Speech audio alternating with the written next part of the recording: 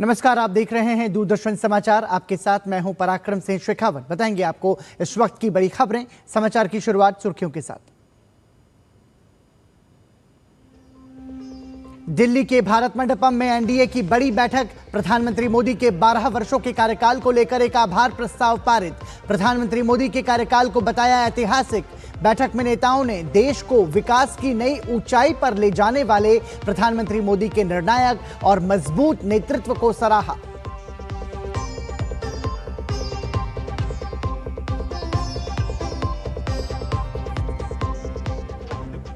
प्रधानमंत्री नरेंद्र मोदी ने आशीर्वाद और समर्थन के लिए देशवासियों को किया नमन। प्रधानमंत्री मोदी ने नेशन फर्स्ट की भावना को बताया सर्वोपरि।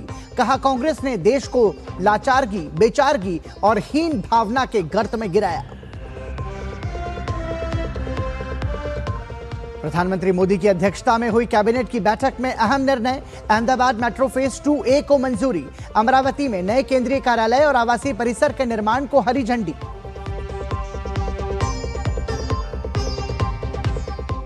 टीएमसी में बगावत जारी। सांसद सुष्मिता देव ने दिया पार्टी और पद से इस्तीफा। नेता प्रतिपक्ष ऋतव्रत बनर्जी का दावा। सांसद माला राय और सायनी घोष ने भी छोड़ी पार्टी। बागी विधायकों की संख्या 64 के पार। और पाकिस्तान अधिकृत कश्मीर में उग्र हुआ सरकार विरोधी प्रदर्शन। सेना द्वारा किए गए कत्लेआम के विरोध में 1.5 लाख से अधिक प्रदर्शनकारियों ने किया रावलकोट कूच।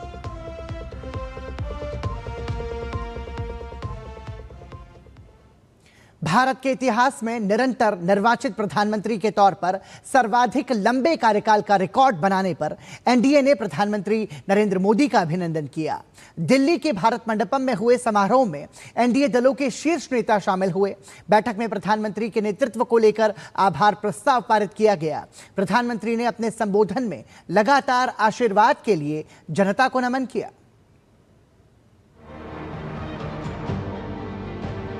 विश्व के सबसे बड़े लोकतंत्र का निरंतर निर्वाचित प्रधानमंत्री के तौर पर सर्वाधिक लंबे कार्यकाल तक नेतृत्व करने की ऐतिहासिक उपलब्धि। प्रधानमंत्री नरेंद्र मोदी को बधाई और शुभकामनाएं देने के लिए नई दिल्ली के भारत मंडपम में एनडीए के सभी शीर्ष नेता जुटे।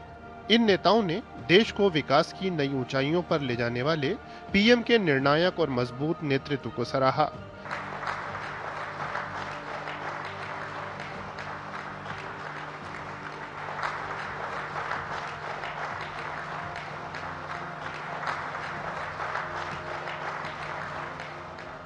तेलुगु देशम पार्टी के नेता चंद्रबाबू नायडू ने एक आभार प्रस्ताव पेश किया। सभी एनडीए नेताओं ने खड़े होकर तालियों की गूंज के बीच इस प्रस्ताव को मंजूरी दी। पीएम ने अपने संबोधन में लगातार आशीर्वाद के लिए देशवासियों को नमन किया। कहा कि उनकी सरकार ने राष्ट्र प्रथम की भावना के साथ वो सभी फैसले लिए जो देश के सुरक्षित भविष्य के लिए अनिवार्य थे। पीएम ने कहा कि 2014 में आशा का उदय होता सूरज आज नए आत्मविश्वास के प्रकाश पुंज में बदल गया है। देश के लोगों ने कांग्रेस के विश्वासघात के बाद अपना भरोसा हमें सौंपा था।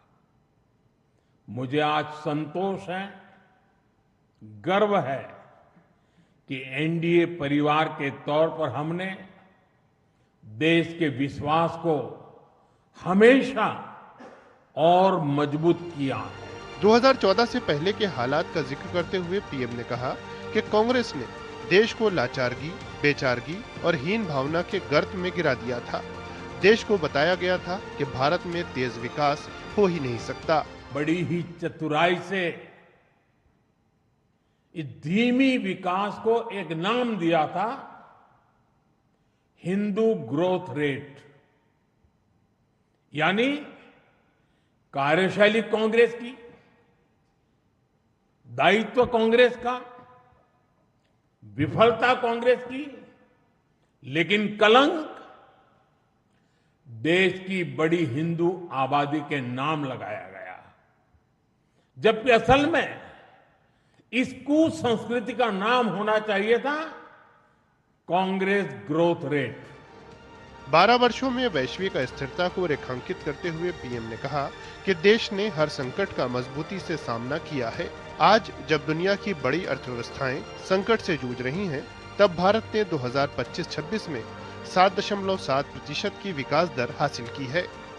एक व्यवस्था लोगों को इंतजार कराती थी, आज की व्यवस्था परिणाम दिखाती है। एक व्यवस्था काम अटकाती भटकाती थी, आज की व्यवस्था कहती है काम अभी होगा, समय पर होगा और बड़े पैमाने पर होगा। पीएम ने युवाओं, नारी शक्ति और मिडिल क्लास के सशक्तिकरण के लिए अपनी सरकार के प्रयास गिनाए, साथ ही बड़े सुधारों का जिक्र किया।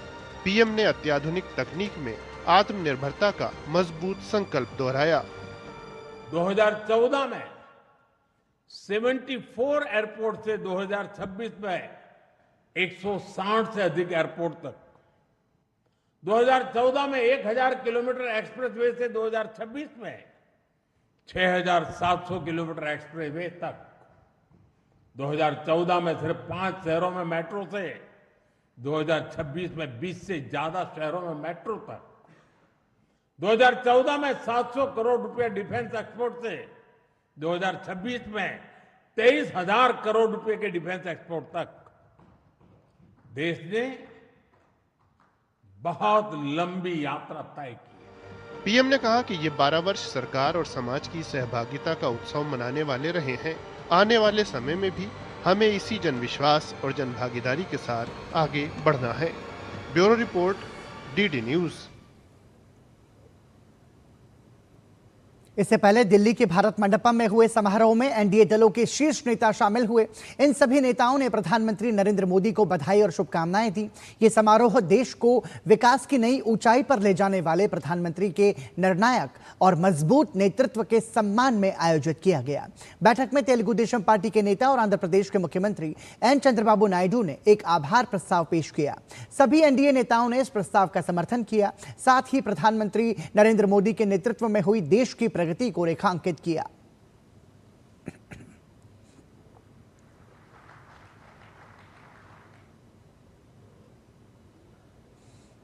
First time Narendra Modi ji is equal to any leader in the world. I can say very clearly, all surveys are indicating who is very popular leader globally. That is our Honorable Prime Minister. That is our pride for the nation. We are very happy for that. Sir, really, that is wherever you go, Indians and India is well respected because of you, sir. पिछले 12 वर्ष केवल सत्ता के नहीं थे, बल्कि राष्ट्र सेवा की अखंड और अनवरत तपस्या के थे। 12 वर्षों का चमकदार, बेदाग और निष्कलंक कार्यकाल इतिहास में दुर्लभ ही देखने को मिलता है। एक भी दिन आराम नहीं, एक भी पल खुद के लिए नहीं, हर क्षण हर पल सिर्फ राष्ट्र के लिए समर्पित हमारे आदरणीय प्रधानमंत्री मोदी जी ने किया है। प्रधानमंत्री नरेंद्र मोदी ने भारतीय लोकतंत्र के इतिहास में एक नया अध्याय जोड़ दिया है। लगातार सबसे लंबे समय तक निर्वाचित प्रधानमंत्री के रूप में सेवा देने का रिकॉर्ड अब उनके नाम दर्ज हो गया है। इस ऐतिहासिक उपलब्धि पर राष्ट्रपति से लेकर उपराष्ट्रपति, केंद्रीय मंत्रियों और विभिन्न राज्यों के मुख्यमंत्रियों ने उन्हें शुभकामनाएं दी हैं। वहीं देश भर के मंदिरों में प्रधानमंत्री नरेंद्र मोदी और सरकार की सफलता के लिए विशेष पूजा अर्चना भी की गई। आखिर क्यों मोदी के 12 वर्षों के कार्यकाल को परिवर्तन, जनकल्याण और नए भारत के निर्माण के दौर के रूप में देखा जा रहा है? ये रिपोर्ट देखिए। प्रधानमंत्री नरेंद्र मोदी ने निरंतर निर्वाचित प्रधानमंत्री के रूप में सबसे लंबे कार्यकाल का रिकॉर्ड बना लिया है। इस अवसर पर उन्हें देश दुनिया के कोने कोने से शुभकामनाएं मिल रही हैं। राष्ट्रपति द्रौपदी मुर्मू ने प्रधानमंत्री नरेंद्र मोदी को शुभकामनाएं दी। उन्होंने अपने एक्स संदेश में लिखा, देश के सबसे लंबे समय तक लगातार चुने गए प्रधानमंत्री के तौर पर सेवा करने के खास सम्मान के लिए प्रधानमंत्री नरेंद्र मोदी को हार्दिक बधाई। उपराष्ट्रपति सीपी राधाकृष्णन ने भी इस अवसर पर प्रधानमंत्री को बधाई दी।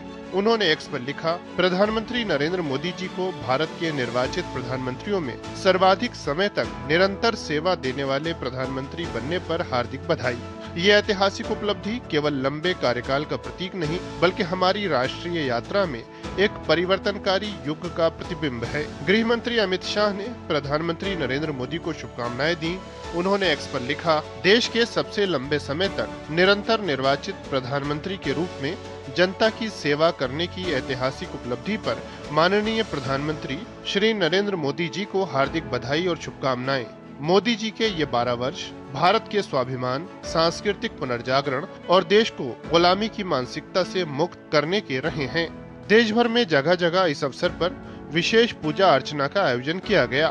भाजपा अध्यक्ष नितिन नवीन और कई केंद्रीय मंत्रियों ने पूजा अर्चना कर पीएम मोदी और सरकार के लिए प्रार्थना की। केंद्रीय मंत्री मनसुख मंडाविया, अर्जुन राम मेघवाल, गिरिराज सिंह और अश्वनी वैष्णव भी मंदिर पहुंचे और प्रधानमंत्री नरेंद्र मोदी और सरकार के लिए ईश्वर से प्रार्थना की। माननीय प्रधानमंत्री जी इसी तरीके से देश की सेवा करते रहे और देश का जो भविष्य बनाने का संकल्प उन्होंने लिया है, विकसित भारत बनाने का संकल्प जो उन्होंने लिया है, उस संकल्प में हम सभी 140 करोड़ देशवासी उस संकल्प में जुड़े, ऐसी प्रार्थना प्रभु के पास की। एक चुने हुए प्रधानमंत्री सबसे लंबा कार्यकाल तक इस देश का प्रधानमंत्री के रूप में काम करना, ये एक ऐतिहासिक पल है। भारत के प्रथम प्रधानमंत्री श्री जवाहरलाल नेहरू जी का भी जो रिकॉर्ड था 4,398 दिनों का, उसको आज 4,399 दिन में वो रिकॉर्ड तोड़कर सबसे लंबे समय तक प्रधान सेवक के रूप में सेवा करने का उन्होंने रिकॉर्ड बनाया है। माननीय प्रधानमंत्री श्री नरेंद्र मोदी जी के कुशल नेतृत्व में भारत नई ऊंचाइयों को छू रहा है। मेरा पूरा विश्वास है कि उनकी लोकप्रियता और देश और दुनिया में बढ़ेगी। देश के अलग अलग राज्यों के मुख्यमंत्री और मंत्री सहित आम लोग भी प्रधानमंत्री नरेंद्र मोदी और सरकार के लिए ईश्वर से प्रार्थना करते नजर आए।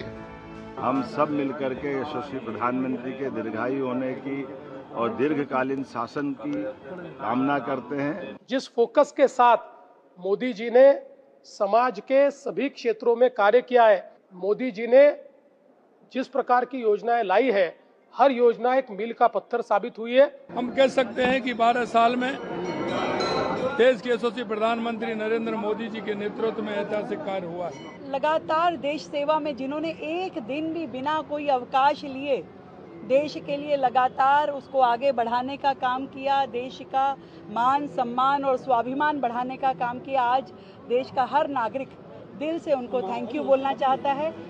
प्रधानमंत्री नरेंद्र मोदी ने 26 मई 2014 को प्रधानमंत्री पद की पहली बार शपथ लेने के बाद से देश के विकास, सुरक्षा और जन कल्याण के कई कीर्तिमान स्थापित किए हैं। बीते 12 वर्षों में लिए गए कई ऐतिहासिक फैसलों ने देश की राजनीति और आर्थिक परिदृश्य को बदल कर रख दिया है। Bureau report, DD news. और सबसे लंबे समय तक निर्वाचित प्रधानमंत्री के रूप में सेवा देने की इस ऐतिहासिक उपलब्धि पर देश ही नहीं, दुनिया के अनेक राष्ट्राध्यक्ष और वैश्विक नेता भी प्रधानमंत्री नरेंद्र मोदी को बधाई दे रहे हैं। भारत की बढ़ती वैश्विक प्रतिष्ठा और प्रधानमंत्री मोदी के नेतृत्व की अंतर्राष्ट्रीय स्वीकार्यता की झलक इन शुभकामना संदेशों में भी साफ दिखाई देती है। ये रिपोर्ट देखिए। प्रधानमंत्री नरेंद्र मोदी लगातार 4,399 दिनों की सेवा पूर्ण कर भारत के सबसे लंबे समय तक निर्वाचित रहने वाले प्रधानमंत्री बन गए हैं। इस ऐतिहासिक मौके पर भारत ही नहीं, दुनिया भर से पीएम मोदी के लिए बधाई संदेश आ रहे हैं। इटली की प्रधानमंत्री जॉर्जिया मेलोनी ने सोशल मीडिया प्लेटफॉर्म के जरिए पीएम मोदी को बधाई देते हुए लिखा, प्रधानमंत्री नरेंद्र मोदी को बधाई, जो आज भारत के इतिहास में सबसे लंबे समय तक सेवा करने वाले चुने हुए प्रधानमंत्री बन गए हैं। श्रीलंका के राष्ट्रपति अनुराग कुमार दिसानायके ने पत्र लिखकर पीएम मोदी को शुभकामनाएं दी हैं। इसके अलावा उन्होंने सोशल मीडिया प्लेटफॉर्म पर लिखा, श्रीलंका हमारी करीबी साझेदारी को महत्व देता है और हमारे दोनों देशों के बीच लंबे समय से चले आ रहे संबंधों को और मजबूत करने की उम्मीद करता है। यूरोपियन काउंसिल के अध्यक्ष एंटोनियो कोस्टा ने लिखा, आपकी दूरदर्शी लीडरशिप में EU और भारत के बीच संबंध पहले से कहीं ज्यादा मजबूत हुए हैं। मैं हमारे बीच लगातार सहयोग, पार्टनरशिप और दोस्ती की उम्मीद करता हूं। इसके अलावा Malaysia, Bhutan, Ethiopia, Kenya, Maldives, Nigeria, Mongolia, Trinidad Tobago के नेतृत्व ने भी प्रधानमंत्री नरेंद्र मोदी को बधाई संदेश देते हुए भविष्य के लिए शुभकामनाएं प्रेषित की हैं। Bureau report, DD news. क्या रुक रहे हैं एक छोटे से ब्रेक के लिए, देखते रहिए दूरदर्शन समाचार। व्यक्तिगत जानकारी के लिए ऑनलाइन अनुरोधों से रहें सावधान। कुछ भी जानकारी देने से पहले जरूर सोचें। कोई भी वैधानिक कंपनी फोन या इंटरनेट पर आपसे निजी जानकारी कभी भी नहीं मांगती। इसलिए ऐसे कॉल या ईमेल आने पर अपनी जानकारी देने से पहले समझदारी दिखाएं और सावधानी बरतें। यार कैसे ले पाएंगे घर? नहीं, आज गर्मी बहुत है ना? यस, बहुत ही ज्यादा। पापा, घर खरीदने की planning is not easy. Vini, long term savings का बेस्ट प्लान बताना। LIC protection plus plan. LIC और सेविंग्स? यस, इसमें इंश्योरेंस और फंड्स दोनों में इन्वेस्ट करके गोल्स के हिसाब से सम अश्योर्ड एडजस्ट कर सकते हो। LIC protection plus plan, future insured, growth assured. अरे सोनू भैया भी बन गए। अरे अपना रोहित भी बन गया। अरे रामू चाचा भी बन गए। आशा बहन भी बन गई। मास्टर जी भी बन गए। मुखिया जी भी बन गए। अरे सब लोग क्या बन रहे हैं? क्या आपको नहीं पता? हम सब निक्षय मित्र बन गए हैं। टीबी के मरीजों को पोषण, सहारा और नई उम्मीद देने के लिए। सही पोषण से टीबी का इलाज तेजी से हो सकता है। निक्षय मित्र बनकर आप भी किसी के जीवन में नई उम्मीद ला सकते हैं। मैं तो बन गया, और आप? निक्षय मित्रों से मिली शक्ति टीबी के मरीजों को नई ऊर्जा दे रही है। जन जन का रखे ध्यान, टीबी मुक्त भारत अभियान। दीदी, रोहिणी को क्या दूं बर्थडे गिफ्ट? ये रुपए डिजिटल गिफ्ट वाउचर दे दे। किधर मिलेगा? बैंक ऑफ बड़ौदा के बॉबी पे UPI ऐप पर। मतलब बैंक ऑफ बड़ौदा में अकाउंट खोलना पड़ेगा ना? हाँ, लेकिन बॉबी पे के लिए कोई भी बैंक अकाउंट चलेगा। चैंपियंस कीप थिंग्स सिंपल, हाँ? Bobby pay, one UPI app for everyone. ए, तू चीटिंग मत कर। अरे आप आओ तो हर बार हारने पड़े तो चीटिंग गए। अरे ऋषि, आज स्कूल नहीं गए? 3 महीने से फीस नहीं भर पाई तो निकाल दिया स्कूल ने। कहीं आपके बाद आपके बच्चों के सपने न टूट जाए। आज ही लीजिए पॉलिसी बाजार ऐप पर 1 करोड़ का टर्म इंश्योरेंस सिर्फ 410 रुपए महीने से शुरू। गोल्डी छोले मसाले, जहाँ जाए रिश्ते बनाए। गोल्डी लाए हैं फ्रेश लॉक टेक्नोलॉजी, जो रखे मसालों को हर समय फ्रेश। ब्रेक के बाद एक बार फिर आपका स्वागत। प्रधानमंत्री नरेंद्र मोदी के 12 वर्षों के नेतृत्व में भारत ने सड़क, रेल, विमानन और बंदरगाह क्षेत्रों में अभूतपूर्व विकास किया है। हाईवे, एक्सप्रेसवे, एक्सप्रेस ट्रेन्स और हवाई अड्डों ने कनेक्टिविटी को मजबूत किया है। प्रधानमंत्री गति शक्ति और प्रगति जैसे प्लेटफॉर्म ने कैसे देश में विकास को गति दी है, देखिए हमारी खास रिपोर्ट।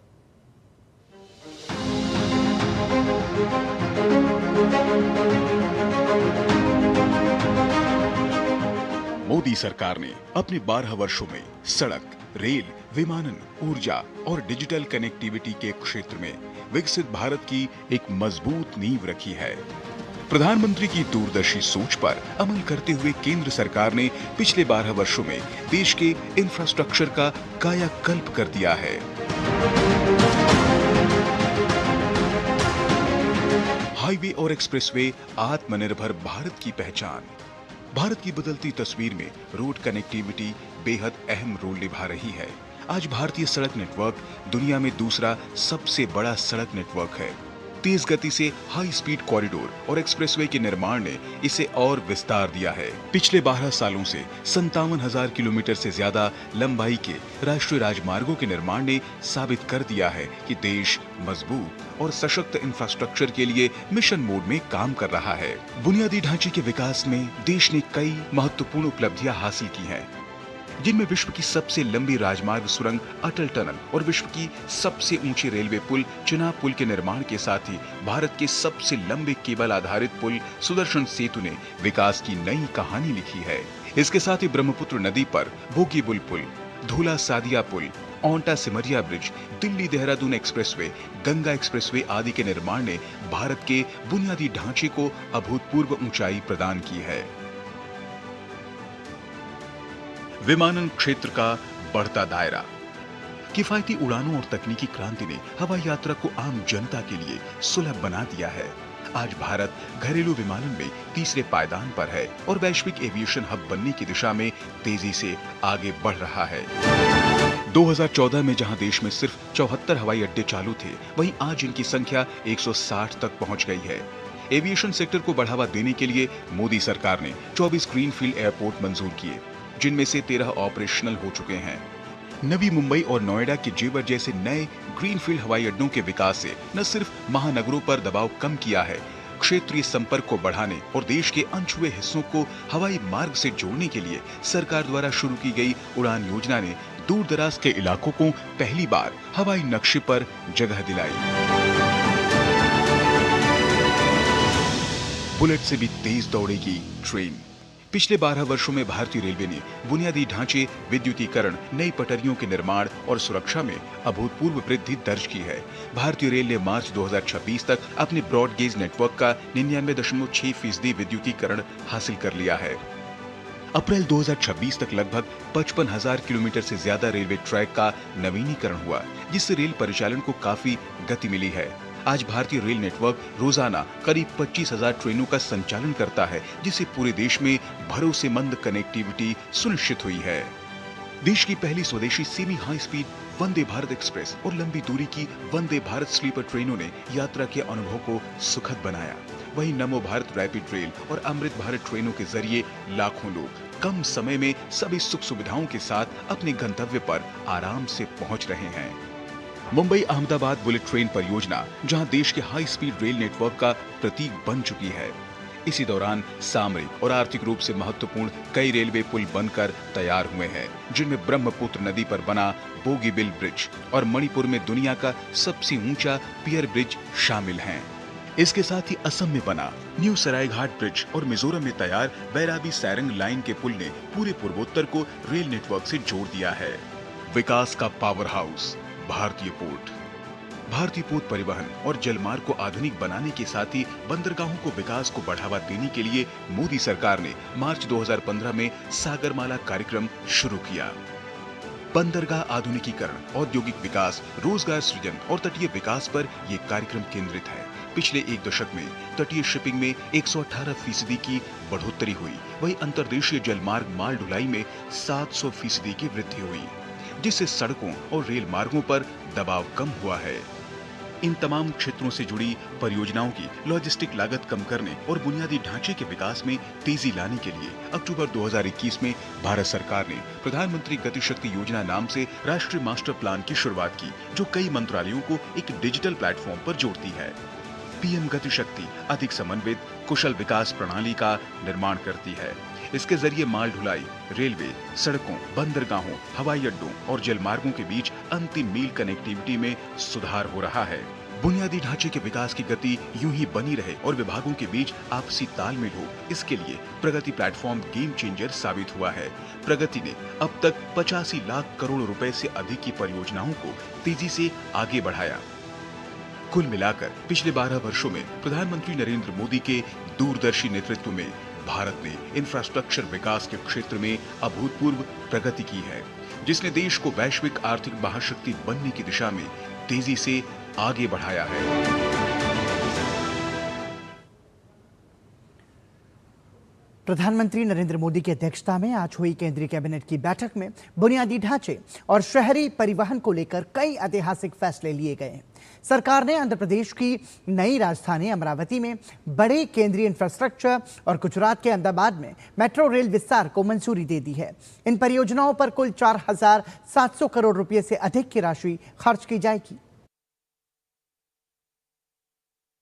देश के इंफ्रास्ट्रक्चर को आधुनिक और पर्यावरण के अनुकूल बनाने की दिशा में मोदी सरकार ने आंध्र प्रदेश की राजधानी अमरावती के लिए बड़ा कदम उठाया है। कैबिनेट ने अमरावती में 2 प्रमुख केंद्रीय परियोजनाओं को हरी झंडी दी है। इसके तहत पहला project central government general pool office accommodation का होगा। इसके निर्माण पर 1299 करोड़ रुपए खर्च किए जाएंगे। 23,25,000 वर्ग फीट से अधिक के इस क्षेत्र में आधुनिक केंद्रीय कार्यालय तैयार होंगे। इसके साथ ही सरकारी कर्मचारियों के लिए जनरल पूल रेजिडेंशियल एकोमोडेशन को भी मंजूरी दी गई है। 1234.91 करोड़ रुपए की अनुमानित लागत से बनने वाले इस आवासीय परिसर का निर्माण 31,30,000 वर्ग फीट से अधिक के क्षेत्र में किया जाएगा। अमरावती नया शहर बन रहा है, तो नए शहर में कई सारे जो सेंट्रल गवर्नमेंट के ऑफिसेज हैं, इनको एक सिंगल कॉम्प्लेक्स में शिफ्ट किया जाएगा। के लिए करीब 5.5 एकड़ की जमीन राज्य सरकार ने दी है और 23 लाख स्क्वायर फीट का कंस्ट्रक्टेड एरिया बनेगा। 2 प्रोजेक्ट्स हैं, एक तो रेजिडेंशियल कॉम्प्लेक्स है और एक ऑफिस कॉम्प्लेक्स है। कैबिनेट का एक और महत्वपूर्ण फैसला गुजरात के शहरी परिवहन से जुड़ा हुआ है। अहमदाबाद में यातायात को सुगम और प्रदूषण मुक्त बनाने के लिए अहमदाबाद मेट्रो परियोजना के फेज 2A को मंजूरी दी गई है। नया कॉरिडोर कोटेश्वर रोड से अहमदाबाद एयरपोर्ट तक होगा। 6 किलोमीटर लंबे इस मेट्रो कॉरिडोर में 5 आधुनिक स्टेशन बनाए जाएंगे, जिस पर करीब 2,169 करोड़ रुपए की लागत आएगी। नए फेज के चालू होने के बाद अहमदाबाद गांधीनगर का मेट्रो रेल नेटवर्क बढ़कर 77.63 किलोमीटर लंबा हो जाएगा। यह कॉरिडोर न केवल एयरपोर्ट कनेक्टिविटी को मजबूत करेगा, बल्कि शहर में ट्रैफिक जाम की समस्या को भी कम करेगा। इसमें 5 स्टेशन होंगे, 6 किलोमीटर का ये स्ट्रेच है। और जो इम्पोर्टेंट इसमें पॉइंट है कि Sardar Patel sports enclave Commonwealth Games के लिए बन रहा है। Sardar Patel sports enclave Commonwealth Games के लिए जो बन रहा है, उसको एयरपोर्ट से कनेक्टिविटी इस मेट्रो के माध्यम से मिलेगी। अमरावती में आधुनिक प्रशासनिक ढांचे का निर्माण हो या फिर अहमदाबाद में हवाई अड्डे तक मेट्रो की रफ्तार, मोदी कैबिनेट के ये फैसले देश के अमृत काल में विकसित भारत के संकल्प को और अधिक मजबूती प्रदान करते हैं। Neeraj Singh, DD news, Delhi. तो कुल मिलाकर प्रधानमंत्री नरेंद्र मोदी के नेतृत्व में भारत लगातार विकसित भारत की ओर अग्रसर है। इसी के साथ समाचार में इतना ही। दीजिए अनुमति। नमस्कार।